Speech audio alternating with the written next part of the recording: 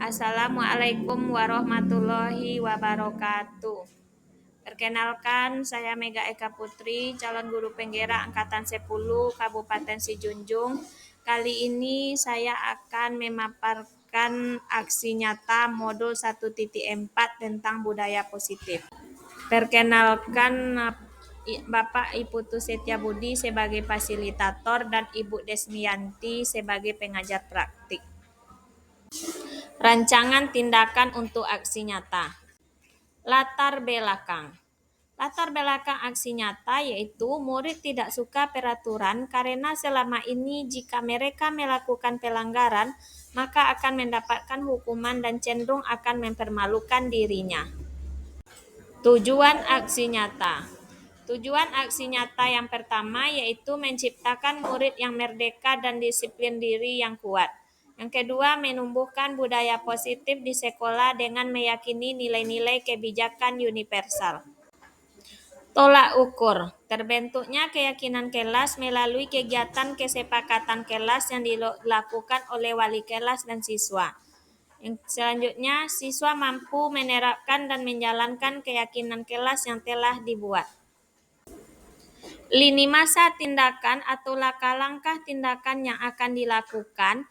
Yang pertama, menghadap kepala sekolah untuk menjelaskan pentingnya penanaman budaya positif dan keyakinan kelas di sekolah serta meminta izin untuk mendiseminasikan bersama rekan guru. Yang kedua, mengumpulkan rekan guru untuk melakukan diseminasi pemahaman materi budaya positif, keyakinan kelas, dan segitiga restitusi. Yang ketiga, berkoordinasi dan berkolaborasi dengan wali kelas untuk membuat keyakinan kelas di kelas masing-masing. Yang keempat, memantau, merefleksi, dan mengevaluasi keyakinan kelas yang telah dibuat. Ini merupakan dokumentasi lini masa tindakan kegiatan aksi nyata.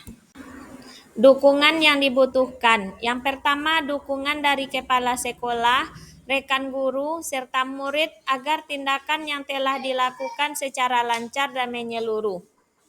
Yang kedua, sarana dan prasarana untuk menumbuhkan budaya positif di sekolah. Yang ketiga, orang tua dalam melakukan budaya positif di rumah. Berikut ini merupakan kegiatan diseminasi di sekolah mengenai pemahaman dan pengalaman budaya positif. Menyebarkan pemahaman dan pengalaman penerapan budaya positif.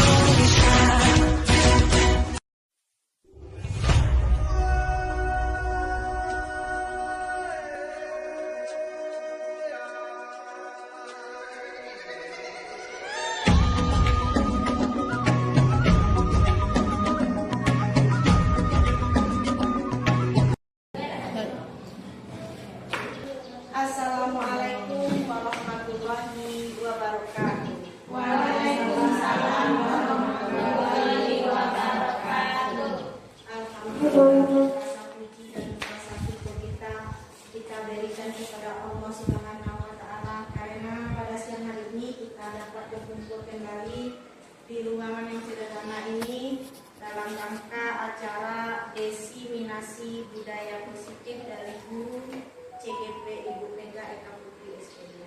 Dan rasa sholawat beriring salam kita sampaikan kepada arwah junjungan kita, yakni Nabi besar Muhammad SAW, sehingga kita dapat merasakan nikmatnya dunia berilmu pendidikan seperti yang kita rasakan pada siang hari. Baiklah, yang sama-sama kita hormati Ibu Kepala Sekolah SDN 12 Sungai Langse, Ibu-ibu Majelis Guru SDN 12 Sungai Langse, dan rekan-rekan kita bersama di sini. Baiklah, acara ini kita buka dengan pembukaan acara yang sedang berlangsung. Kemudian ada kata arahan dari Ibu Kepala Sekolah, kemudian ada penyampaian materi langsung dari Ibu Mega Eka Putri. Dan kita lanjutkan acara berikutnya, yaitu kata arahan dari Ibu Kepala Sekolah Salwati SPD kepada Ibu. Dipersilakan. Bismillahirrahmanirrahim. Assalamualaikum warahmatullahi wabarakatuh. Waalaikumsalam warahmatullahi wabarakatuh. Baiklah ibu-ibu, pada kesempatan ini kita tak bosan-bosannya mengirimkan berucap syukur kepada Allah, yang mana pada kesempatan ini kita diberi kesehatan, dilimpahkan rahmat kesehatan. Kemudian salawat beriring salam tak lupa kita aturkan kepada Nabi besar Muhammad SAW. Baiklah, yang sama kita hormati Ibu Mega Eka Putri, Ibu Bendera SD Negeri 12 Sungai. Kemudian kepada Ibu peserta, yang mana pada kesempatan ini pada kegiatan Diseminasi Budaya Positif, dengan adanya kegiatan ini mudah-mudahan dapat membangkitkan dan dapat merubah atau menuju kepada sekolah kita, yaitu budaya yang positif. Jadi dengan acara diseminasi ini dapat mendorong ibu-ibu untuk mengikuti jejaknya Ibu Mega Eka Putri nantinya, dapat memacu semangat untuk mengikuti dari belakang nanti, mengikuti calon guru penggerak berikutnya. Untuk itu pada kesempatan ini mungkin kita akan menerima materi tentang budaya positif di sekolah kita ini, di sekolah SD 12 Sungai Langse ini. Jadi untuk itu ibu-ibu, apapun kegiatan kita pada hari ini tolong diikuti dengan baik. Mungkin kalau dapat setelah kegiatan ini berdampak positif pada pembelajaran kita di sekolah ini. Mungkin itu saja kepada Bu Mega. Berikanlah apa yang dapat dicontoh, ditiru dan diikuti oleh rekan-rekan teman sejawatnya. Itu dapat yang kami memberikan arahan. Selamat mengikuti Bapak Ibu SD 12 Sungai Langse, rekan-rekan kerja. Semoga bermanfaat. Mungkin itu wabillahi taufiq wal hidayah. Wassalamualaikum warahmatullahi wabarakatuh. Waalaikumsalam. Terima kasih banyak kepada Ibu Kepala Sekolah yang telah memberi arahan kepada kita pada siang hari ini. Semoga apa yang beliau sampaikan dapat kita terapkan dan kita ikuti bersama kita. Dan kita lanjutkan dengan acara selanjutnya, yaitu penyampaian materi langsung dari Ibu Guru Penggerak kita, Ibu Mega Eka Putri SPD, kepada Assalamualaikum warahmatullahi wabarakatuh. Yang sama-sama kita hormati Ibu Kepala Sekolah SDN 12 Sumelanse, yang sama-sama kita hormati Ibu-Ibu rekan sejawat yang telah ikut dalam kegiatan kita siang ini. Pertama-tama marilah kita mengucapkan puji syukur kehadirat Allah Subhanahu wa taala yang telah melimpahkan rahmat dan karunia-Nya kepada kita semua, sehingga kita pada siang hari ini bisa berkumpul di dalam ruangan kita ini. Dan selawat dirangkaikan salam tidak lupa pula kita sampaikan kepada arwah Nabi besar kita, yakni Nabi Muhammad SAW, yang telah membawa umat manusia dari alam kegelapan sampai ke alam yang terang-benderang, sebagaimana yang kita rasakan pada saat sekarang ini. Baiklah, pada kesempatan ini kami akan menyampaikan materi tentang menyebarkan pemahaman, penerapan, dan pengalaman tentang budaya positif.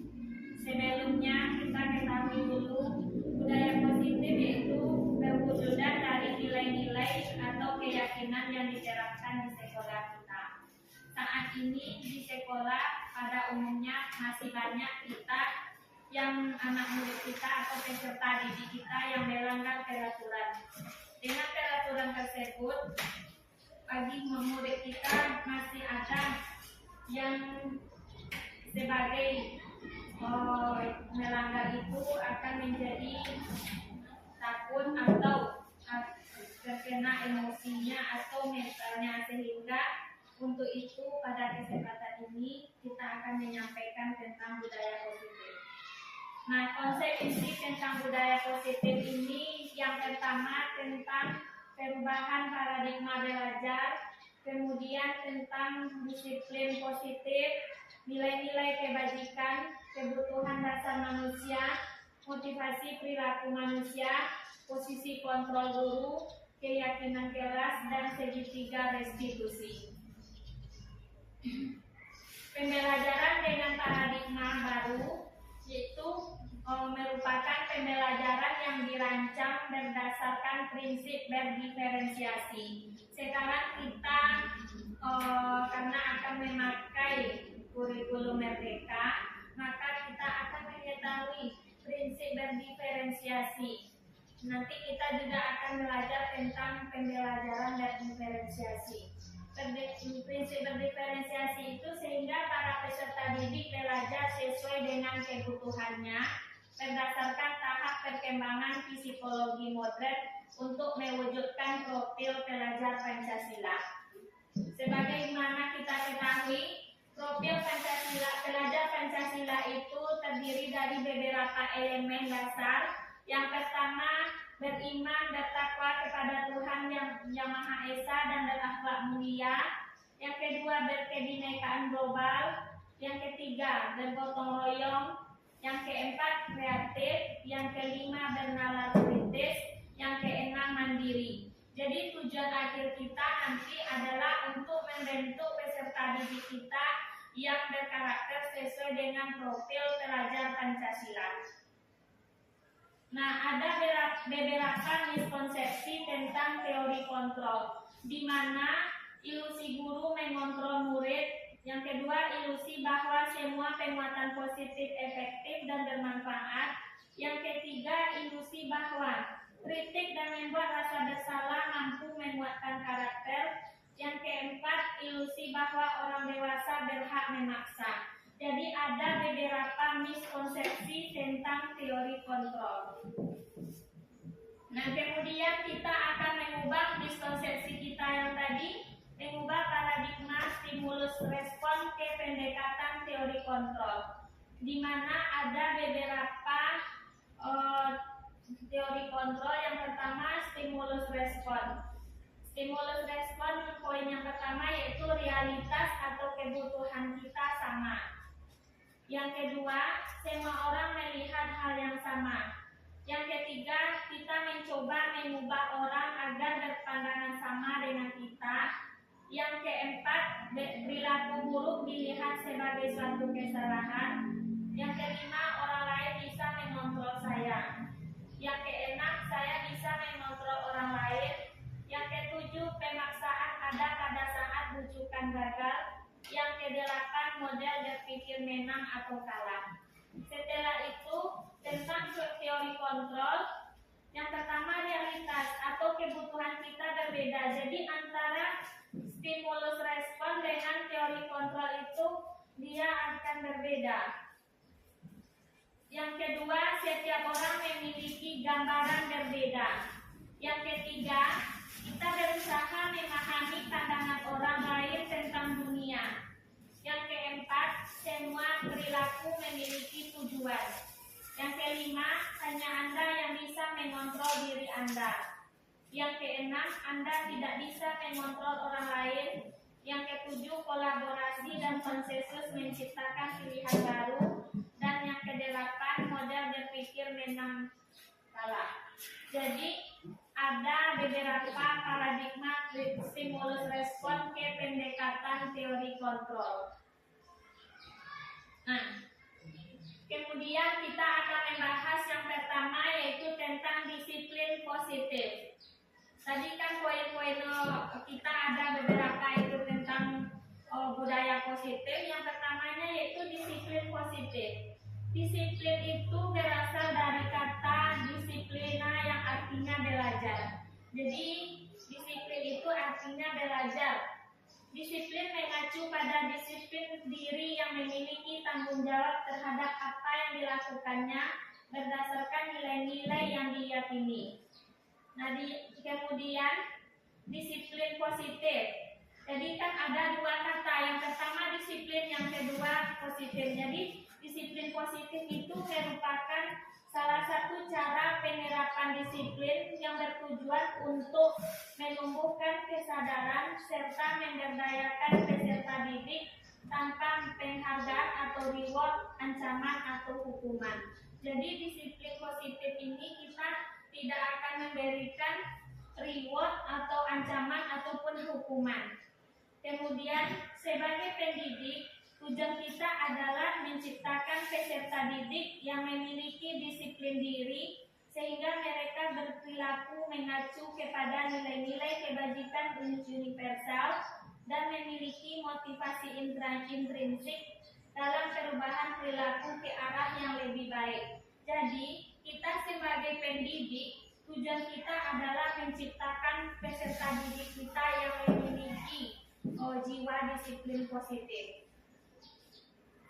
Nah, kemudian poin yang keduanya yaitu nilai-nilai kebajikan.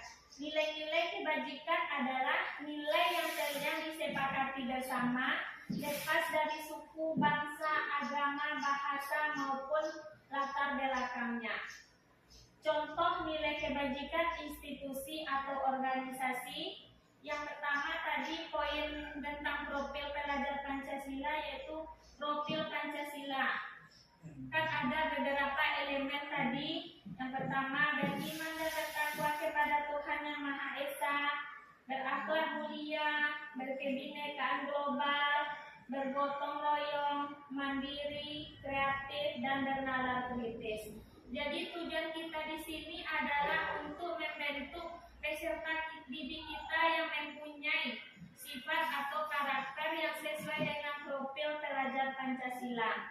Yang kemudian Ibu Primary Dia Program atau PYP itu memuat tentang toleransi, rasa hormat, integritas, mandiri, menghargai, antusias, empati, keingintahuan, kreativitas, kerjasama, percaya diri, dan komitmen. Di sini kita juga akan membentuk peserta didik kita yang memiliki sikap toleransi terhadap sesamanya. Kemudian rasa hormat kepada guru dan mandiri, kemudian rasa keingintahuannya yang tinggi.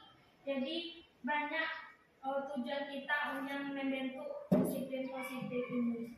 Kemudian keterampilan hidup atau life skill yang terdiri dari dapat dipercaya, lurus hati, pendengar yang aktif, tidak merendahkan orang lain, dan memberikan yang terbaik.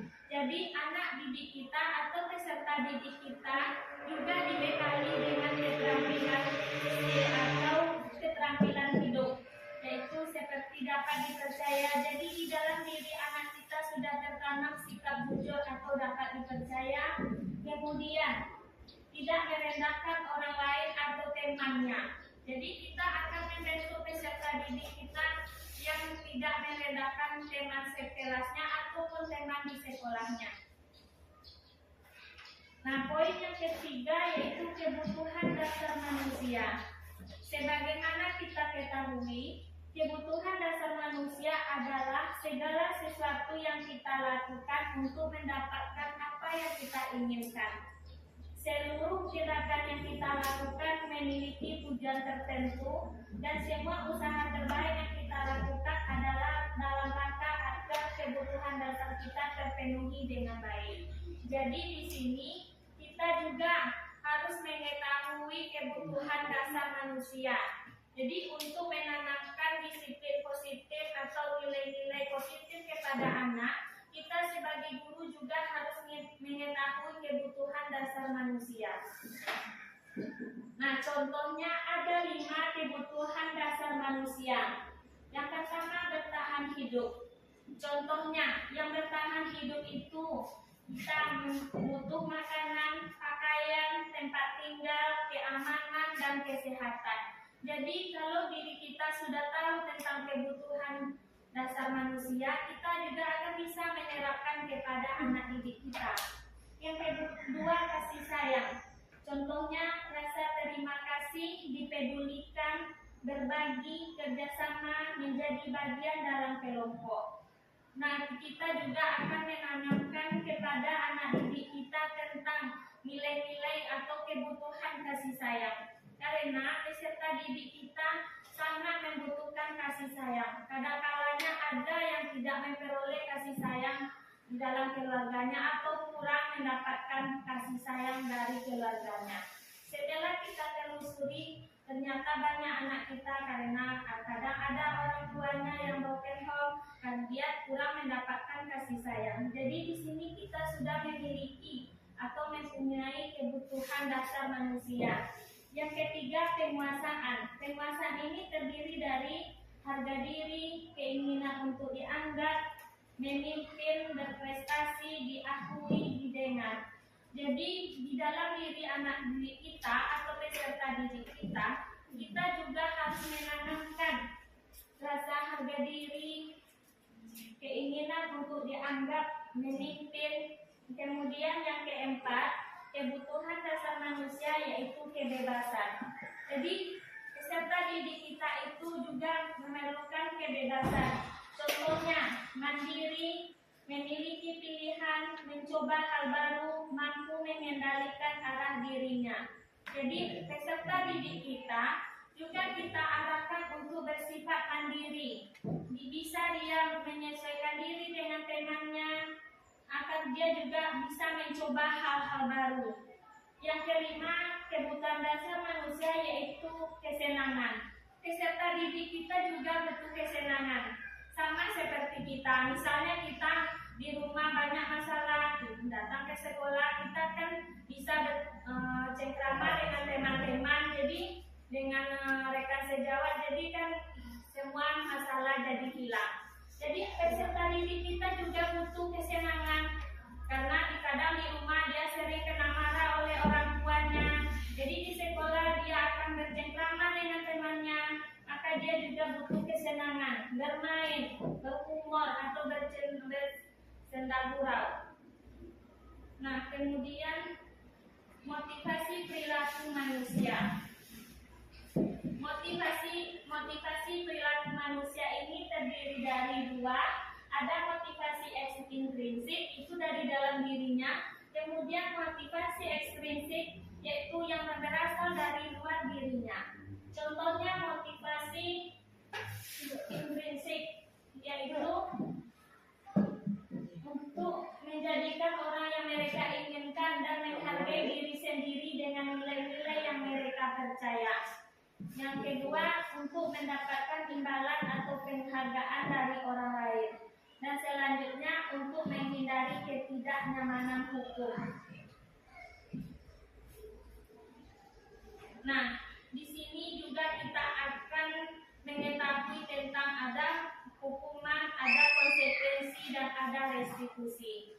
Mungkin rekan-rekan teman sejawat masih ada yang ragu atau kurang membedakan mana yang termasuk hukuman, mana konsekuensi dan restitusi. Sebelumnya kita ketahui dulu yang hukuman. Hukuman itu tidak terencana atau tiba-tiba. Murid tidak tahu apa yang akan terjadi atau tidak dilibatkan. Kemudian bersifat satu arah. Yang selanjutnya berupa hukuman fisik atau psikis. Jadi hukuman ini kita berikan kepada anak kan bersifat satu arah, kita yang memberikan hukuman. Itu pengertian hukuman. Kemudian konsekuensi. Konsekuensi itu terencana, sedangkan hukuman tadi kan secara tiba-tiba kita yang memberikan hukuman. Kalau konsekuensi, dia terencana atau disepakati sesuai peraturan. Konsekuensi ini murid dibuat juga tidak nyaman. Nah, sikap guru selalu memonitor murid. Kemudian restitusi. Restitusi adalah proses menciptakan kondisi bagi murid untuk memperbaiki kesalahannya. Proses kolaborasi yang mengajarkan murid untuk mencari solusi sendiri. Jadi, dari yang ketiga ini, yang sebaiknya kita lakukan adalah restitusi. Restitusi ini kita tidak langsung memberikan hukuman kepada anak. Kita tanya, mengapa anak tersebut melanggar, apa penyebabnya. Tidak langsung saja, misalnya contohnya kita sering melakukan seperti itu. Misalnya hari Senin, anak kita terlambat atau tidak memakai perlengkapan untuk upacara. Kita kan langsung memisahkan dengan temanya lengkap. Sebenarnya itu kita sudah salah kalau menurut sebenarnya. Kita kan tanya dulu apa penyebabnya dia tidak membawa kelengkapan untuk upacara. Kalau kita selama ini kan ya seperti itu, nah ibu-ibu, bapak, langsung kita pisahkan, langsung dia tidak lengkap pisahkan, langsung seperti itu. Sebenarnya kita tanya apa penyebab dia seperti itu. Kemudian kita tanyakan juga ke anak, kira-kira itu melakukan melanggar atau tidak. Kita tanya, kita buat kesepakatan dengan anak apa yang akan dilakukan selanjutnya. Dan selanjutnya ini 5 posisi kontrol guru. Nah, ini yang sering kita lakukan. Kira-kira dan antara yang 5 ini mana yang sering kita lakukan?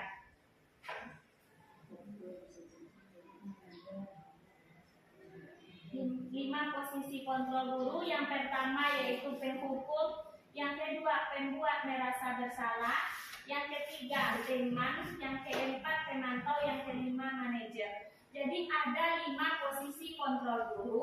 Sebaiknya yang kita melakukan terhadap anak yaitu pemantau, teman, juga pemantau dan manajer. Kalau penghukum ini kita tidak boleh memberikan hukuman seperti pada anak kalau menurut teori yang sebenarnya, tapi itu yang sering kita lakukan. Penghukum itu bisa menggunakan hukuman fisik maupun verbal. Kita sering kalau sekarang kita tidak ada memberikan hukuman fisik, tapi menggunakan yaitu hukuman verbal dengan kata-kata. Misalnya contohnya kalau kita di kelas misalnya tidak membuat PR, kita langsung saja mengatakan kepada anak dengan menggunakan hukuman verbal. Memukul ya tidak kita lakukan, tapi menggunakan kata-kata yang tidak baik untuk anak. Kemudian membuat merasa bersalah. Biasanya guru ini akan bersuara lebih lembut, tapi akan menyinggung perasaan anak. Yang ketiga sebagai teman.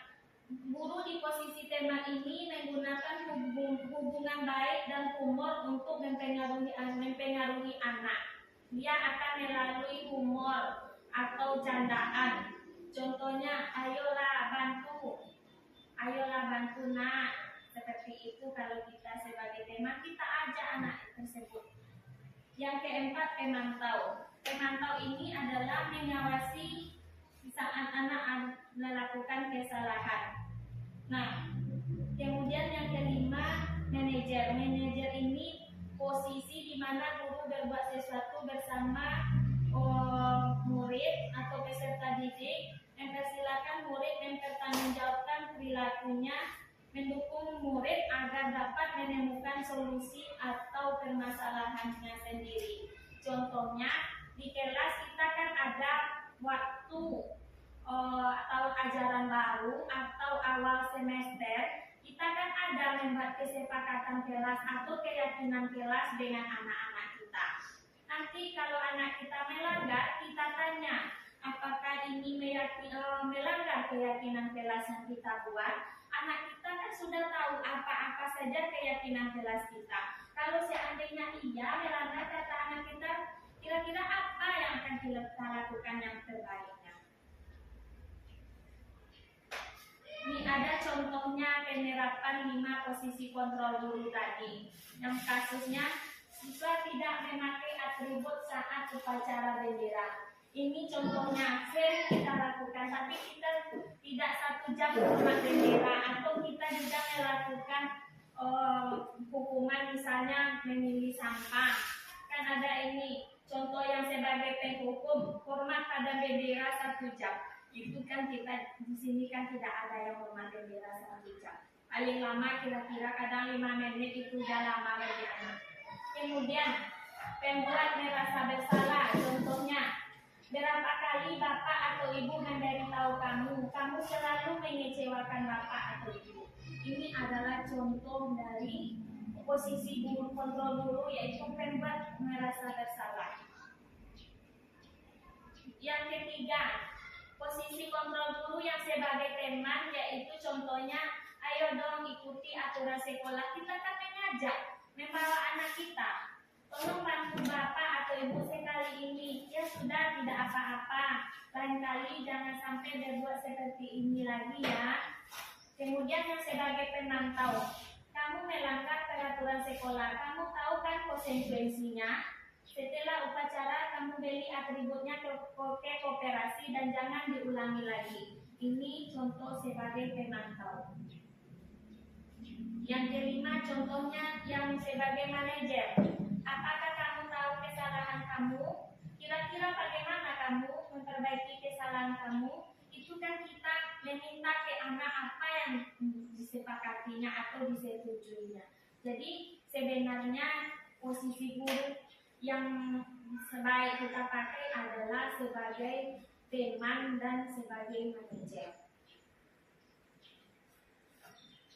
Nah, kira-kira ini coba kita sebelumnya kita SBK dulu ya ibu-ibu, karena sudah banyak materi yang disampaikan. Coba Ibu Raya minta tolong pimpin teman-teman atau rekan-rekan kita untuk SBK.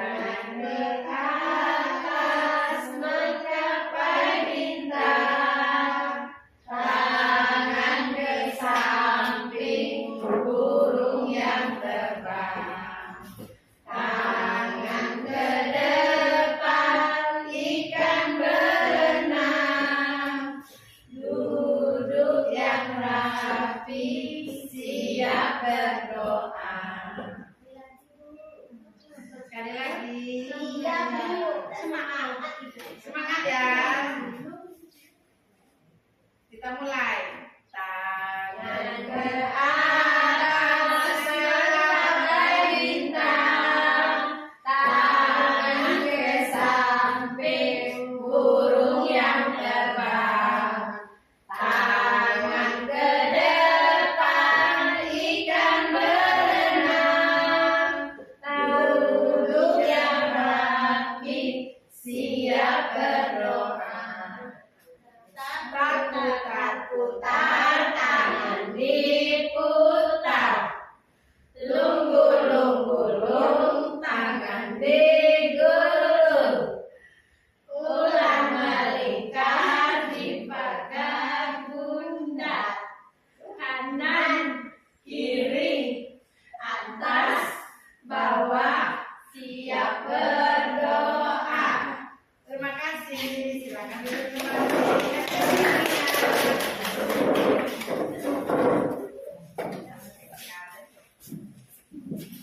Nah, di sini kita akan membahas bersama-sama. Tadi kan kita sudah mendengarkan penjelasan tentang 5 posisi kontrol dulu.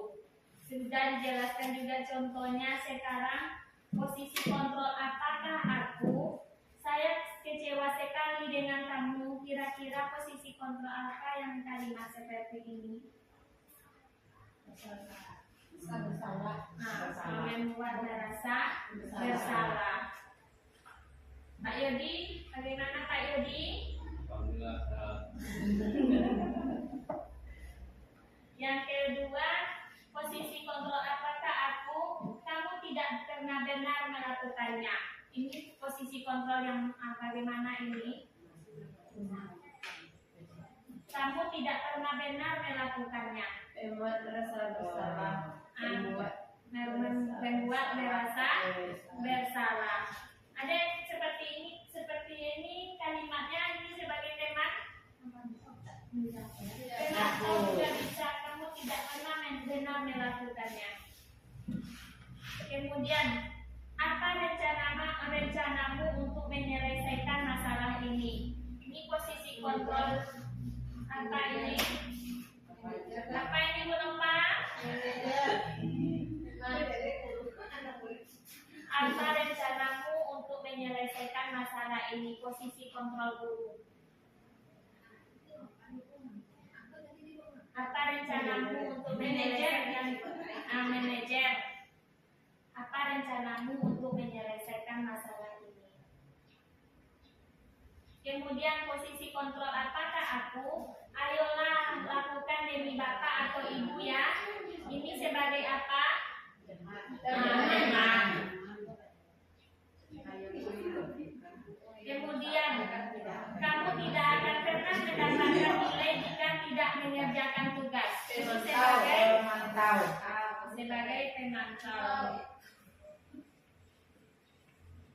Nah, kemudian kita akan menjelaskan poin yang selanjutnya yaitu keyakinan kelas.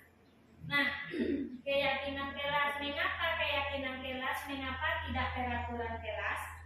Nah, keyakinan kelas ini pembentukannya kita kan di awal semester atau di awal tahun ajaran baru kita akan membuat keyakinan kelas. Pembentukan keyakinan kelas ini yang pertama bersifat abstrak, yang kedua berupa pertanyaan universal, yang ketiga dibuat dalam pernyataan positif, yang keempat sedikit saja agar mudah diingat. Jadi kita tidak perlu banyak-banyak membuat keyakinan kelas kita. Kemudian sesuai dengan kondisi kelas dan sekolah sehingga mudah diterapkan. Selanjutnya semua warga sekolah atau warga kelas dilibatkan saat membuat keyakinan kelas. Assalamualaikum warahmatullahi wabarakatuh. Waalaikumsalam warahmatullahi wabarakatuh. Selamat pagi anak-anak. Pagi. Bagaimana kabarnya? Alhamdulillah luar biasa, tetap semangat, sip, yes, Allahu Akbar. Baiklah, pertama-tama marilah kita mengucapkan puji syukur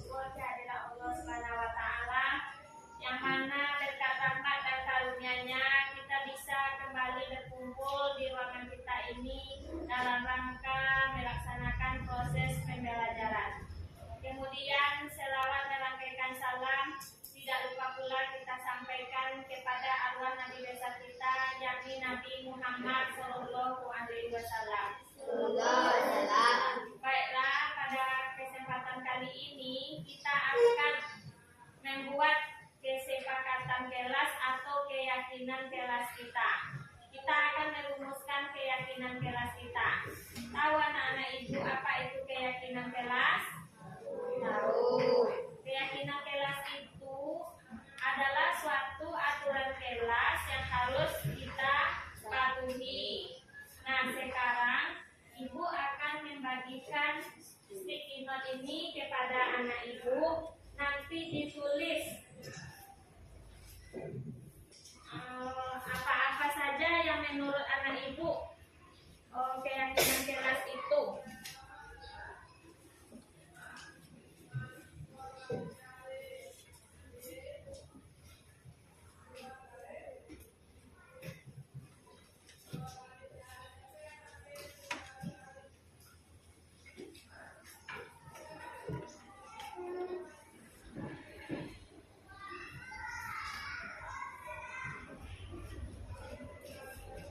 Sekarang silakan ditulis apa keyakinan kelas itu menurut anak-anak ibu. Nanti baru kita sepakati. Sekarang menurut pendapatnya masing-masing dulu. Tulis apa-apa saja yang termasuk keyakinan kelas. Nanti setelah ditulis, anak ibu tempelkan di papan tulis ini.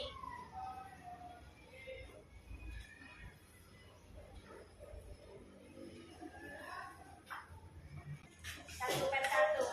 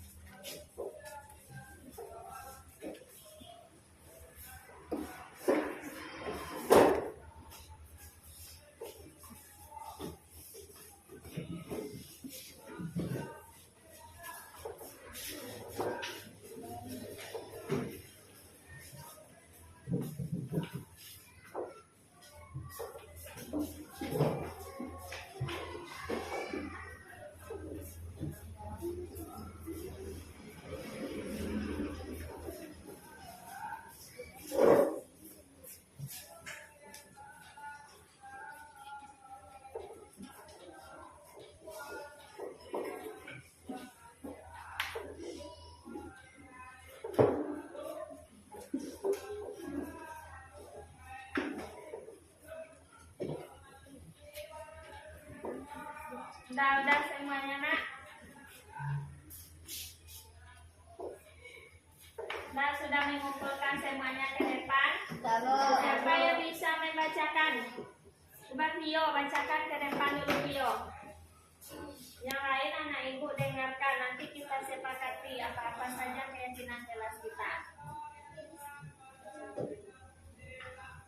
Keyakinan kelas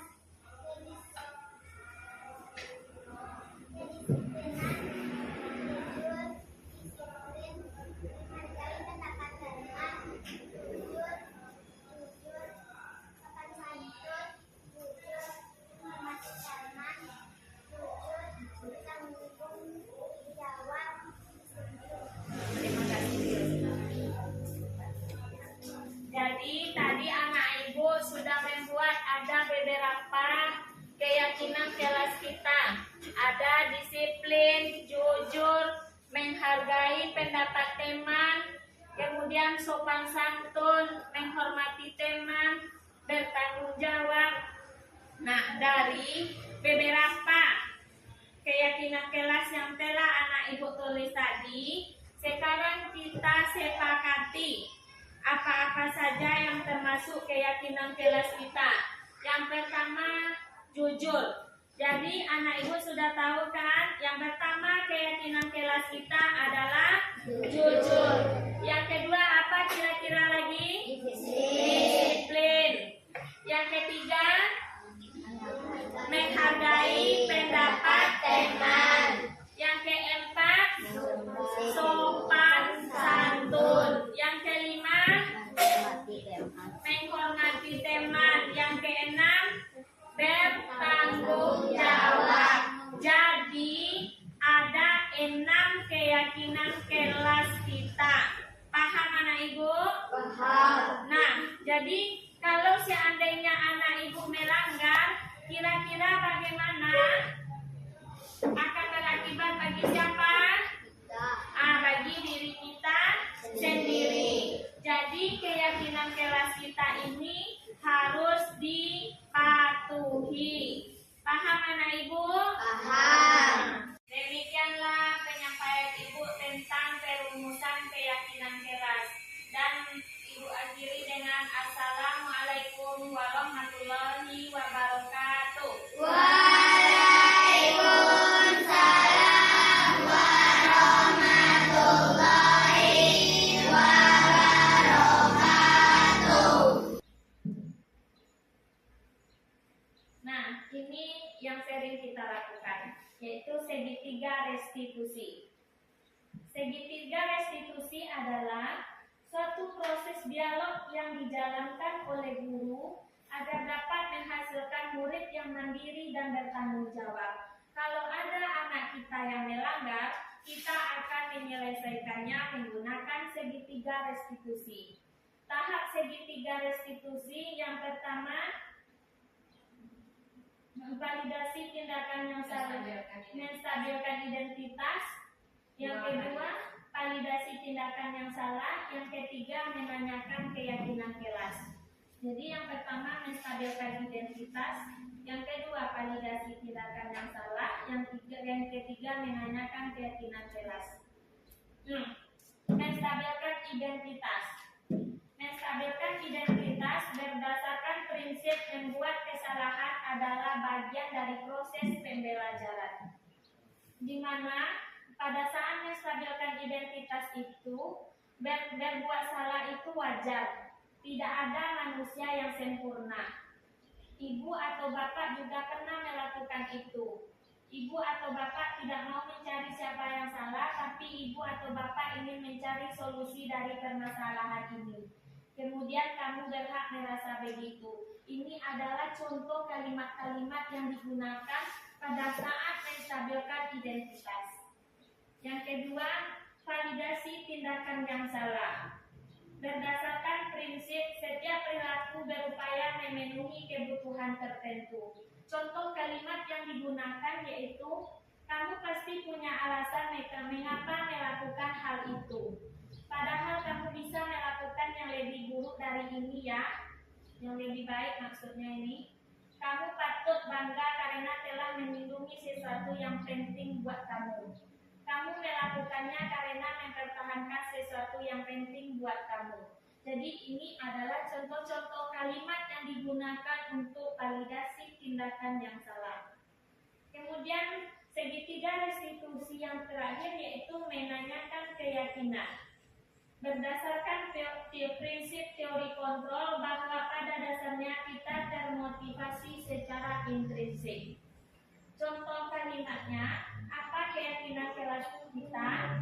Kedua, nilai-nilai apa yang telah disepakati bersama? Yang ketiga, seperti apa gambaran sebuah kelas yang ideal menurut kamu? Yang keempat, kamu ingin menjadi orang seperti apa? Itu adalah kalimat-kalimat yang digunakan untuk menanyakan keyakinan.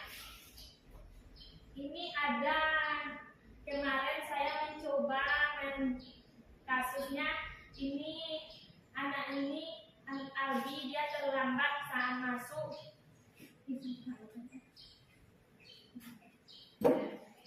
Ini adalah kasusnya, Albi dia terlambat saat jam pelajaran matematika. Kadang kan kita tanya alasannya mengapa dia terlambat. Ini adalah sebuah contoh atau pernah saya cobakan di kelas. Ini adalah contoh segitiga restitusi. Iya Bu, tadi saya terlambat. Begini dalam itu hampir dilakukan oleh setiap murid termasuk dengan anak-anak kamu juga pernah terlambat. Iya Bu, kemarin saya paling juga terlambat.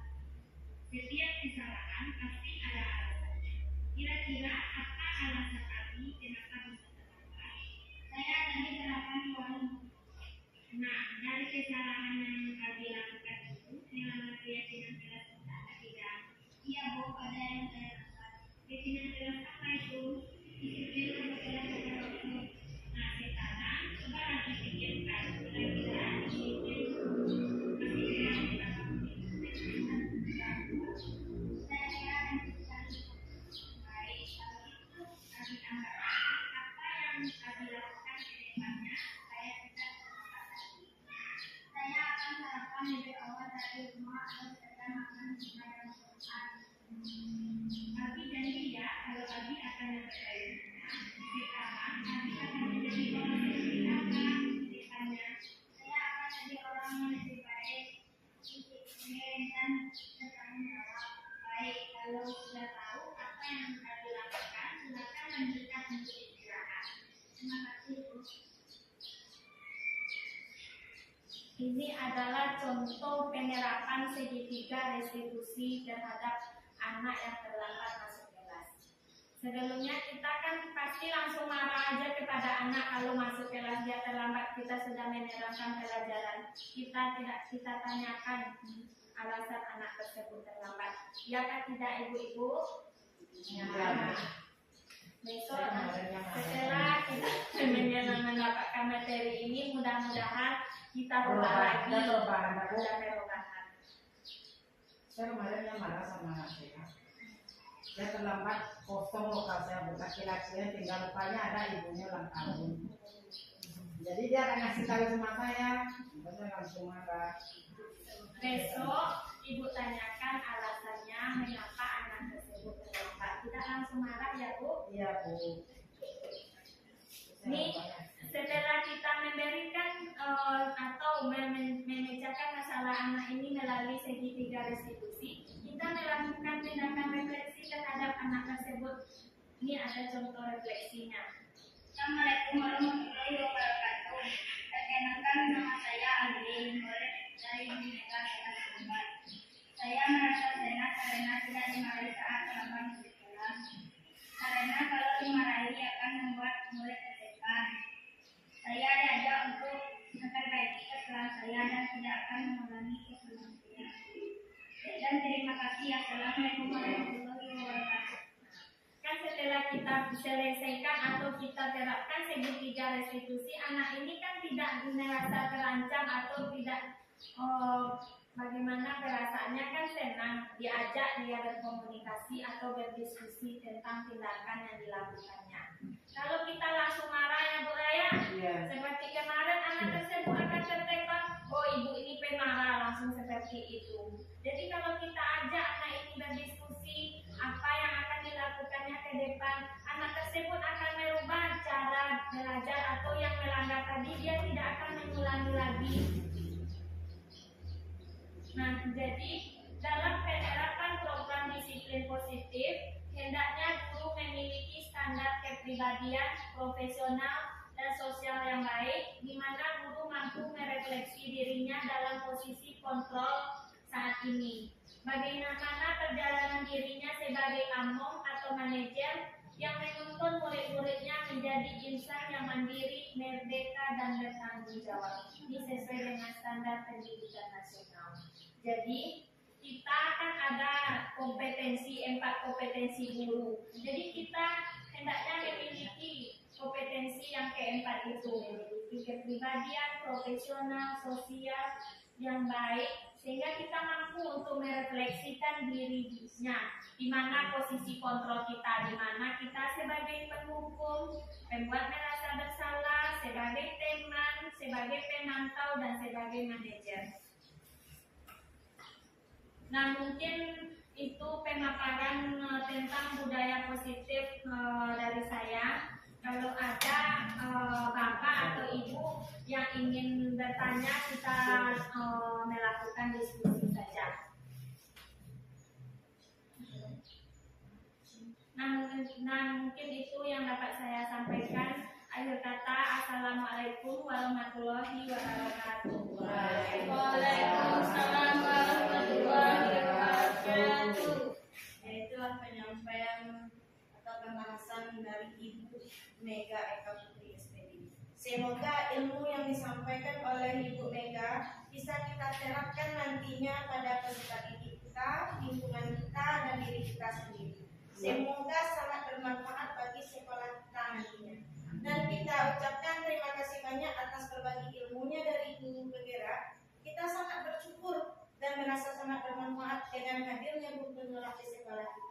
sehingga kita bisa memahami definisi budaya positif yang berdampak positif hendaknya bagi sekolah kita nantinya. Jadi sekali lagi terima kasih kepada Ibu Mega dan kita beri aplaus. Dan saya tutup acara kita ini dengan Assalamualaikum warahmatullahi wabarakatuh. Waalaikumsalam warahmatullahi wabarakatuh. Sekianlah pemaparan aksi nyata saya tentang budaya positif modul 1.4. Terima kasih.